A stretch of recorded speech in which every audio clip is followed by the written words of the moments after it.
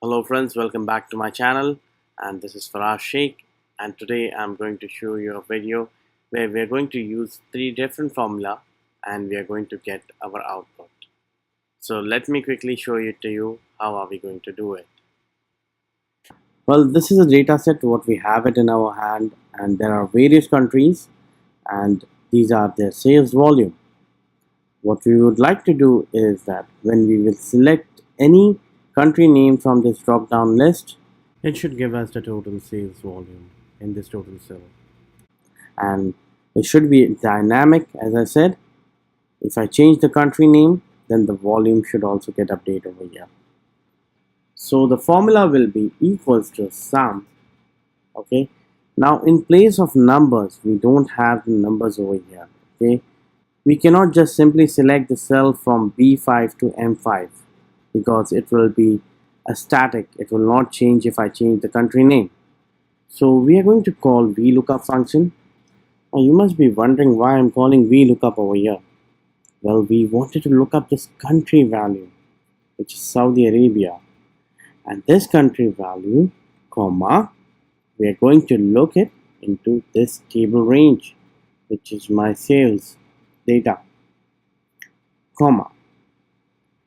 Now pay attention, this is a very interesting part. Okay, usually people handle it by putting curly brackets, or they will just write the numbers of the column numbers 1 2 3 4, and then they will adjust it into an array. But we are going to do it differently, and we are going to handle it with a formula. So we are going to call column, and we are going to select from B2 to M2, close brackets. We are not going to make this cell as an absolute reference because we know that our calculation will be in this cell only, comma, and we'll take it as false, close. So this is a construction of VLOOKUP formula where I'm going to look up this value, which is country value is Saudi Arabia. Now the sales data is in this entire table, and the index number, usually we will put 1 or 2, but we are going to pass an array over here. If I debug and show it to you, you can see over here by hitting F9, I have debugged it. It had extracted all the column numbers. Okay, now these column numbers, we are going to pass it in array. So we are going to close this, and I'm going to show you the entire construction of VLOOKUP formula, how it will behave. Again, press F9. So it has taken all the column numbers and their data in consideration in the array.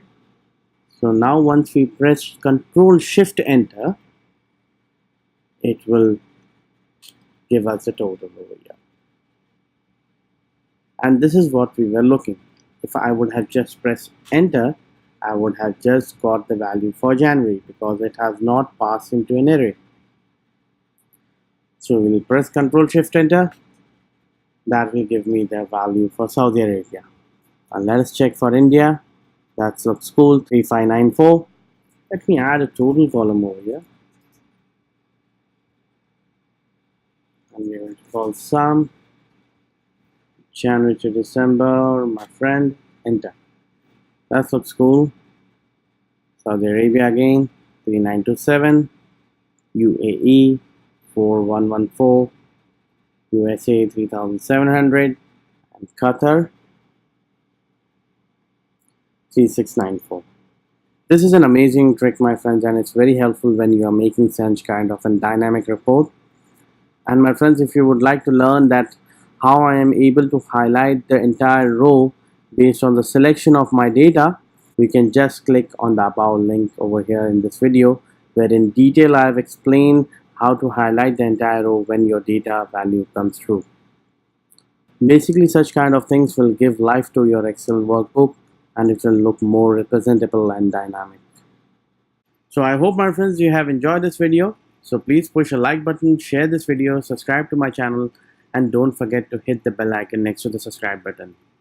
I'll be keeping a soft copy on my Facebook group page so you can download from there. An exercise file is also here so you can give a try by yourself. In my coming videos, I'm going to show you an alternate method how to handle such kind of queries. So signing off for today, your friend Faraz Sheikh from F Sheikh Excel Master.